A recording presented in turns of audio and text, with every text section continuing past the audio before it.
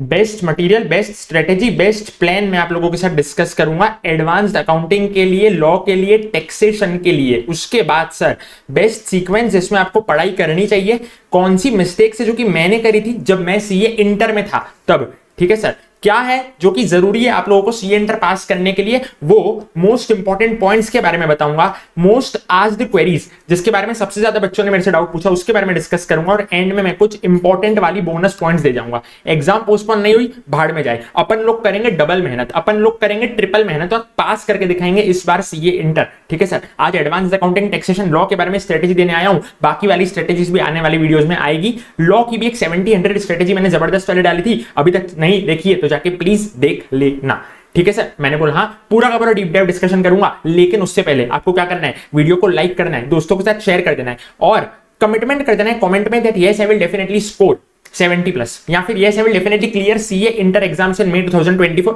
भले exam postpone नहीं हुई, हम डबल मेहनत के साथ, डबल एनर्जी के साथ करेंगे, डेफिनेटली हम लोग क्लियर क्या करेंगे सर जी, करेंगे 70+ के साथ, ठीक है सर। 70+ के नीचे हम लोग एम करेंगे ही नहीं। बेस्ट मटेरियल के बारे में आता हूं एडवांस अकाउंटिंग के लिए, ठीक है सर। आईसीआई मॉड्यूल जो है ना, इनफ है टू स्कोर 70+। मेरे को पता नहीं बच्चे इतनी सारी रेफरेंस बुक्स के पीछे, इतने सारे फेमस ऑथर्स के पीछे क्यों भागते हैं। आईसीआई का मॉड्यूल करो, लिमिटेड कंटेंट, एंड में वैसे भी आप सब कुछ रिवाइज नहीं कर पाओगे, इससे अच्छा डे 1 से क्या करो, आईसीआई मॉड्यूल पे फोकस करो। पेपर जो है 80% हमेशा हमेशा हमेशा मॉड्यूल में से ही बनता है, ठीक है सर। मैंने बोला हाँ। उसके बाद इंपॉर्टेंट चैप्टर्स के बारे में जब मैं बात करूं ना एडवांस अकाउंट्स की, तो मैं 70-100 स्ट्रेटेजी का एक सेपरेट वीडियो अपलोड करूंगा जो कि मैं सारे सब्जेक्ट्स का करूंगा। लॉ का अभी मैंने कर दिया है अपलोड, ठीक है सर, तो वो देख लेना। जब मैं 70-100 स्ट्रेटेजी बताऊंगा तब मैं आपको कवर कर लूंगा आपके एडवांस अकाउंटिंग के इंपॉर्टेंट चैप्टर। उसके बाद सर आरटीपी एमटीपी हम करें कि ना करें, तो देखो करनी है तो मई 24 की करनी है आप लोगों ने, उसके पहले वाले अटेम्प्ट की नहीं करनी है, और तभी करनी है जब सारे सब्जेक्ट की मॉड्यूल हो जाए, ठीक है। और एमसीक्यू पोर्टल जो है ना, आपने एमसीक्यू की प्रैक्टिस भी कब करनी है, जब सारे सब्जेक्ट की मॉड्यूल हो जाए। मतलब लोग क्या करते हैं ना, बच्चे इतनी बेवकूफी करते हैं, एक सब्जेक्ट उनका अच्छे से हो रहा नहीं होता है और दूसरे सब्जेक्ट का वो लोग क्या करते हैं, मॉड्यूल भी कर लेते हैं, एमसीक्यू पोर्टल भी कर लेते हैं, आरटीपी एमटीपी भी कर लेते हैं, पास पेपर भी कर लेते हैं। पागल हो भाई, ऐसा नहीं करते। क्यों सर, आपका एक सब्जेक्ट आपने किया मॉड्यूल में से, ठीक है, बाजू में रखा, दूसरा सब्जेक्ट किया मॉड्यूल किया बाजू में रखा, तीसरा सब्जेक्ट का मॉड्यूल के बाजू में रखा, ये सब हो जाए ना फिर आपको आरटीपी एमटीपी देखनी है। ऐसा नहीं करना है कि एक सब्जेक्ट के पीछे ही पड़ जाना है। तो जब सारे सब्जेक्ट की मॉड्यूल हो जाए तब आपको एडवांस अकाउंटिंग की मॉड्यूल करनी है, और ये सारे सब्जेक्ट्स के लिए एप्लीकेबल है, ठीक है। यानी कि सारे के सारे आपको पहले मॉड्यूल करने सब्जेक्ट्स की, उसके बाद एंड में आरटीपी एमटीपी एमसीक्यू पोर्टल देखना है। उसके बाद बहुत सारे बच्चे पता है क्या करते हैं, ओल्ड प्रैक्टिस मैनुअल देख रहे हैं। ओल्ड प्रैक्टिस मैनुअल कौन सी, जो 2018 के भी पहले वाले सिलेबस में होती थी। ऐसी गलती कर मत देना, ऐसी बेवकूफी कर मत देना। ओल्ड प्रैक्टिस मैनुअल बिल्कुल इररिलेवेंट है। आईसीआई मॉड्यूल के लिमिटेड सम्स करो सर, लिमिटेड सम से आप पास हो जाओगे, ठीक है सर। मैंने बोला हाँ जी। क्वेश्चन बैंक किसकी फॉलो करें, डीप में मैंने चर्चा करी है, आगे बताता हूं। एमसीक्यूज सर, एमसीक्यू जो आपको बन के आएंगे ना, मॉड्यूल के क्वेश्चंस के एमसीक्यू बनेंगे, तो आप आसानी से मैनेज कर सकते हो। ऐसा मत सोचना कि आप एमसीक्यू की प्रैक्टिस करे बिना पास नहीं हो पाओगे। एमसीक्यू की प्रैक्टिस करे बिना भी आप बिंदास तरीके से पास हो जाओगे। जरूरी नहीं है कि आप एमसीक्यू की प्रैक्टिस करो, खाली मॉड्यूल के क्वेश्चंस आपने करे तो एमसीक्यू उसमें से बनेंगे और आप पास हो जाओगे, ठीक है सर। मैंने बोला हाँ। एडवांस अकाउंटिंग की एक उसकी बात है, लॉ के बारे में 70-100 स्ट्रेटेजी में मैंने पूरा डिस्कस किया है, एक बार वो देख लेना। सारे सब्जेक्ट के बारे में भी वो अपलोड होने वाली है 70-100 स्ट्रेटेजी, उसमें मैंने इंपॉर्टेंट चैप्टर सब कुछ बताया, एकदम 1 2 3 टेक्निक तरीके से किया है। लॉ में मॉड्यूल का आपको 2 बार रीडिंग मारना है, ठीक है सर। लॉ में आपको रट्टाफिकेशन नहीं करना है, वो 70-100 स्ट्रेटेजी में मैंने ये डिस्कस किया कि लॉ में है ना, आपको प्रोविजन को याद नहीं करना होता है, आप अपने लैंग्वेज में लिख सकते हो प्रोविजन को। बेस्ट क्वेश्चन बैंक कौन सी है, मैंने बोला नो क्वेश्चन बैंक। प्रोविजन पढ़ा, मॉड्यूल के पीछे के सम सॉल्व करें, हो गया भाई आपका लॉ, इतना ही है भाई। आज इतना सारा कर भी लोगे ना, 1.5 दिन में टाइम नहीं मिलेगा, तो 1.5 दिन के हिसाब से करके चलो। जो 1.5 दिन में नहीं होगा ना, वो आज भी करने की जरूरत नहीं है, ठीक है। इसमें भी मैं क्या बोल रहा हूँ, आरटीपी एमटीपी एमसीक्यू पोर्टल कब करना है, जब सारे सब्जेक्ट की मॉड्यूल हो जाए, ठीक है। ऐसा मत समझना कि मेरी लॉ की मॉड्यूल हो गई है, चलो अब आरटीपी एमटीपी उठा लेता हूं। जो बाकी के पेंडिंग सिलेबस है पहले वो खत्म करो, अकाउंट्स खत्म करो, टैक्सेशन खत्म करो। मैंने बोला ठीक है सर। टैक्सेशन के लिए मॉड्यूल अच्छी नहीं है, मैं आपको फ्रेंकली बता दूं तो। प्रोविजन आप किसी भी रेफरेंस बुक में से पढ़ सकते हो। क्वेश्चंस के लिए आप आईसीए मॉड्यूल रेफर करो, बहुत सारे क्वेश्चंस के पीछे भागना मत, नहीं तो वापस से 1.5 दिन में होगा नहीं।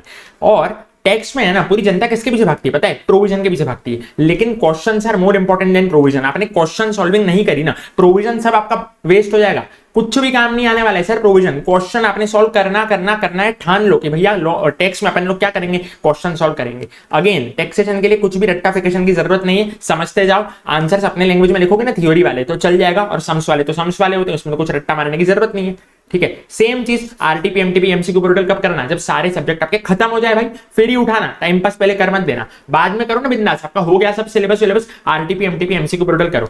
अब कॉमन पॉइंट तीनों के लिए, पुराना आरटीपी पुराना एमटीपी पुरानी मॉड्यूल कुछ भी काम का नहीं है, मेहरबानी करके मत करना। पुराना यानी जो अभी अभी एक्सपायर हुआ ना सिलेबस नवंबर 23 में, कुछ काम का नहीं है, बता रहा हूं। लिमिटेड कंटेंट पे फोकस रखो, मई 24 के नए कंटेंट पे फोकस रखो। कुछ टीचर होंगे बोलेंगे कि हाँ हमारी बुक में पुराने वाले रेलेवेंट सम्स भी है, भाई नहीं करने रेलेवेंट सम्स, हो जाओगे पास, खुद पे भरोसा रखो, मैं बोल रहा हूं। बेस्ट सीक्वेंस देखो क्या करना है, जितने भी बड़े बड़े चैप्टर है ना, आपको ट्राई करना है मार्च के एंडिंग तक मैं उसको खत्म कर दूं, बाद में है ना नहीं हो पाएंगे, ठीक है। मार्च एंडिंग तक आपके सारे बड़े चैप्टर खत्म हो जाने चाहिए। स्मॉल चैप्टर्स के लिए मैं आपको एंड में एक बोनस टिप देने वाला हूं। 70-100 स्ट्रेटेजी, वापस बोल रहा हूं, लॉ की डाल दी है, सारे सब्जेक्ट की आएगी, टेंशन मत लेना। बेस्ट प्लान बता दो सर, बेस्ट प्लान बता दो। ये मैंने कुछ मिस्टेक्स करी थी जब मैं सीए इंटर में था, जो कि मैंने फाइनल में नहीं दोहराई और मैं सीए बन गया। देखो सर क्या मिस्टेक्स है समझना, इसमें से कुछ मिस्टेक मैंने फाइनल में भी दोहरा दी थी, मैं आपको बता रहा हूं ये मिस्टेक आपने नहीं करनी। मेरा एक दोस्त था, वो रोज के 3-3 घंटे, जब मैं सीए फाइनल में था तो एमसीक्यू सॉल्व करता था फेमस ऑथर की बुक लेके। भाई ऐसा नहीं करो, आपने कॉन्सेप्ट पढ़ा, आपको बन जाएंगे एमसीक्यू एग्जाम में, टेंशन वेंशन मतलब एमसीक्यू प्रैक्टिस पे ज्यादा एम्फेसिस मत डालो, खत्म हो गई बात। बेस्ट क्वेश्चन बैंक, देखो मेरे को पता है आप क्या करते हो, मॉड्यूल के क्वेश्चन का आप लोगों को जरा भी इज्जत नहीं है। आप जाते हो महंगे महंगे क्या खरीदते हो, क्वेश्चन बैंक खरीदते हो। क्वेश्चन बैंक में क्या होता है पता है आपको, मॉड्यूल के क्वेश्चन, पास्ट पेपर के क्वेश्चन, आरटीपी के क्वेश्चन, एमटीपी के क्वेश्चन, ठीक है। आईसीआई जब क्वेश्चन बनाएगा ना अपना क्वेश्चन पेपर, तो या तो आईसीआई पूछेगा आपको न्यू क्वेश्चन, अब वो न्यू क्वेश्चन तो पूरे इंडिया के लिए नहीं होंगे, तो वो तो आप कुछ कर नहीं सकते हो, बाकी पूछेगा रिपीट क्वेश्चन। अगर उसको रिपीट क्वेश्चन पूछना है ना, तो 90% चांस है कि वो मॉड्यूल में से पूछेगा, और इन सब में से पूछने का चांस कितना है, खाली 10% है सर। तो आप 10% के पीछे इतनी एनर्जी को वेस्ट करते हो। मॉड्यूल क्वेश्चन में आपकी एनर्जी नहीं जाती है भाई, मेरे को पता है, क्योंकि मैं भी तो रह चुका हूं आपके स्टूडेंट फेज में। आपकी एनर्जी किधर जाती है पता है, आरटीपी के क्वेश्चन में, एमटीपी के क्वेश्चन में, पास पेपर के क्वेश्चन में, भाड़ में गए क्वेश्चन। समझ गए क्या करना है, मॉड्यूल के क्वेश्चन पे पूरा पूरा फोकस करो, हो जाएगा आपका क्लियर। उसके बाद मॉक, भाई एग्जाम में ऐसा आजकल देखो, मतलब ये इधर मैंने क्या लिखा है, चांसेस ऑफ रिपीट क्वेश्चन बहुत लेस है आरटीपी एमटीपी पास पेपर में से, ठीक है। मॉड्यूल के क्वेश्चन करो जिंदाबाद। मॉक आजकल तो भाइयों ऐसा डर फैलाया जा रहा है ना भैया, मॉक कि भैया बिना मॉक के आप पास नहीं हो पाते, ऐसा डर फैलाया जा रहा है। मैं आपको बोल रहा हूं बिना मॉक के भी आप पास हो सकते हो। मॉक के मैं खिलाफ नहीं हूं, बिंदास तरीके से मॉक दो। सिलेबस एक बार आपका हो गया है तो मॉक देना, और उसके पहले जो भी चैप्टर आप पढ़ रहे हो ना, उसमें से आपकी खुद की चैप्टर वाइज टेस्ट आपको लेनी है। जैसे कि आज मैंने अकाउंट्स पढ़ा, तो टेस्ट और नॉलेज में उस पर्टिकुलर एएस में मान लो 5 क्वेश्चन है, तो मैं रैंडमली बोल रहा हूँ आज मेरे को दूसरा और तीसरा क्वेश्चन सॉल्व करना है। टेस्ट और नॉलेज में मान लो 20 क्वेश्चन, तो मैं रैंडमली बोल रहा हूँ आज मेरे को 5वां 10वां 18वां क्वेश्चन सॉल्व करना है। खुद के चैप्टर वाइज टेस्ट लो, खुद का सेल्फ इवैल्यूएट करो, या मार्केट से भी चैप्टर वाइज टेस्ट लोगे ना तो ज्यादा फायदेमंद रहेगा। मॉक में, फुल मॉक में हो सकता है कोई चैप्टर कवर ना हो, चैप्टर वाइज टेस्ट में तो हर एक कॉन्सेप्ट कवर होगा, हर एक कॉन्सेप्ट नहीं तो चलो 30-40% कॉन्सेप्ट तो कवर होंगे, तो chapter wise test are far better than mock. उसके बाद एक बड़ी बेवकूफी जो कि बच्चे करते हैं, कंसेप्ट बुक एक टीचर की पकड़ते हैं, क्वेश्चन बैंक दूसरे टीचर का पकड़ते हैं, वीडियोस तीसरे टीचर का पकड़ते हैं, फिर सबको कंपैरिजन करते हैं। भैया कंपैरिजन वेम्पैरिजन नहीं खेलना होता है, अपने को पढ़ाई वढ़ाई करनी होती है भाई, ठीक है। तो ये कंपैरिजन वेम्पैरिजन छोड़ो, एक चैप्टर मैक्सिमम आप क्या कर सकते हो ना, मैं आपको सजेस्ट करूंगा, एक चैप्टर के लिए एक मटेरियल, दूसरा चैप्टर के लिए दूसरा मटेरियल, ऐसा करोगे ना तो भी एक बार चलेगा। लेकिन एक ही चैप्टर के लिए मल्टीपल मटेरियल रिफर मत करना, एक चैप्टर के लिए मल्टीपल मटेरियल रिफर नहीं करना है। रिवीजन कैसे करना है सर, क्यूमुलेटिव रिवीजन करना है, अभी उस पे आता हूं, उसकी टेक्निक मैं आपको बताता हूं।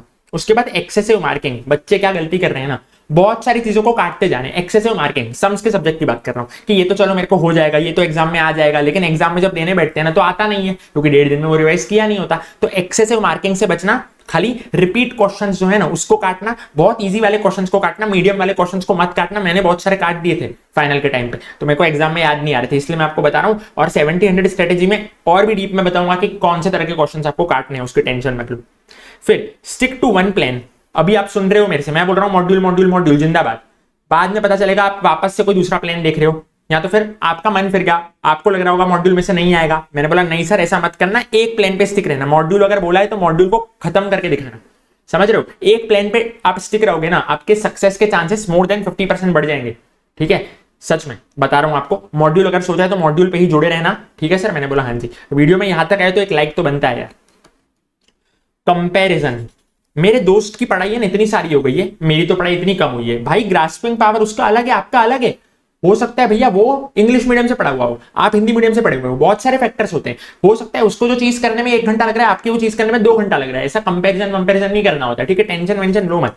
और पैनिक, होने दो भाई दुनिया को पैनिक, अपन करेंगे सीए इंटर की एग्जाम क्लियर, समझ गए? दुनिया गई भाड़ में, अपन करेंगे सीए एग्जाम्स क्लियर, कुछ भी हो जाए, ठीक है सर, पैनिक वैनिक जरा भी नहीं होना है। अगला, can I leave C category chapters, ABC analysis वाले, मैंने बोला लेवल ऑफ क्वेश्चंस है ना बहुत ही इजी आता है सी कैटेगरी क्वेश्चंस में से, तो सी कैटेगरी चैप्टर आपने जरा भी नहीं छोड़ने, डायरेक्ट क्वेश्चन आते हैं सर, एकदम बोनस। ए कैटेगरी चैप्टर्स में लोग घुमा देते हैं, सी कैटेगरी में इतना घुमाते नहीं है, तो सी कैटेगरी आपको करना है, ठीक है। अभी कैसे करना है वो मैं एंड में आपको बताऊंगा स्मॉल चैप्टर्स का, लेकिन करना जरूर है।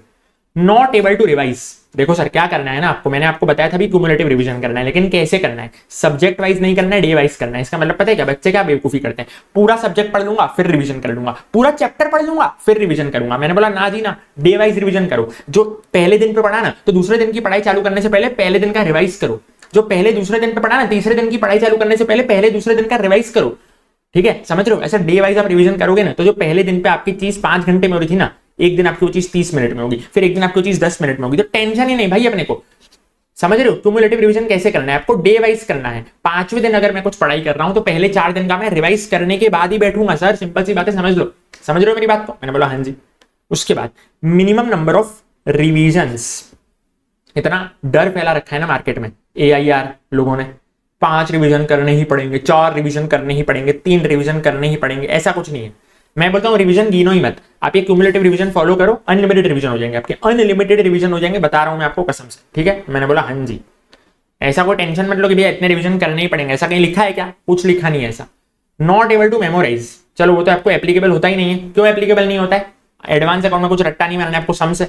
टैक्स और लॉ में मैंने आपको बोला है कुछ रट्टा मारना नहीं है, कुछ एकदम वर्ड टू वर्ड याद नहीं करना। हाँ भाई, टैक्स का जो प्रोविजन, सेक्शन नंबर वगैरह भी याद नहीं करने आपको, लॉ में, टैक्स में, किसी में भी नहीं। 70-100 स्ट्रेटेजी में मैंने आपको बताया लॉ की।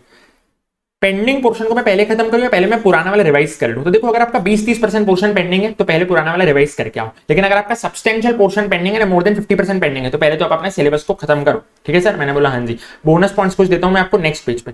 क्या है ना बोनस पॉइंट, स्मॉल चैप्टर्स जो है ना, स्मॉल चैप्टर्स उसमें से आते हैं डायरेक्ट क्वेश्चन। मैंने आपको बोला रोज सोने से पहले 2 घंटे आपको स्मॉल चैप्टर्स पढ़ने हैं, ठीक है सर। मैंने बोला हाँ जी। ऐसा आप करोगे ना तो आपको स्मॉल चैप्टर्स के लिए अलग से टाइम नहीं निकालना पड़ेगा, और अलग से टाइम आपका बाद में निकल भी नहीं सकता, समझ रहे हो? मैंने बोला हाँ जी, अलग से टाइम आपका नहीं निकलेगा बाद में, तो अभी आपको स्मार्टनेस करनी है। ICAI के आंसर्स भले रॉन्ग हो ना सर, तो भी आपको लिखना है। बहुत कंट्रोवर्सी होती है मार्केट में, और मैं भी खिलाफ हूँ ICAI के, ठीक है, पर अपन कुछ कर नहीं सकते, रॉन्ग आंसर भी आपको लिखना है। ज्यादा होशियारी मत करना कि मैं तो राइट आंसर लिख के आता हूँ जो फैकल्टी की बुक में, ना जी ना। ICAI के मॉड्यूल में, RTP में, MTP में रॉन्ग आंसर है तो अपन रॉन्ग ही लिखेंगे, अपने को मार्क्स चाहिए, खत्म हो गई बात, ठीक है। और वापस से दोहरा रहा हूं ये चीज को, भाड़ में गई दुनिया, पैनिक करेगी दुनिया, अपन करेंगे क्लियर, खत्म हो गई बात। मैंने बोला हाँ जी। वीडियो को लाइक करो, दोस्तों के साथ शेयर कर दो, कमिटमेंट कर दो कमेंट में that yes I will definitely clear CA inter in May 2024। मिलते हैं नेक्स्ट वीडियो में। Till then keep studying, keep learning, keep rocking, keep fighting, all the very best.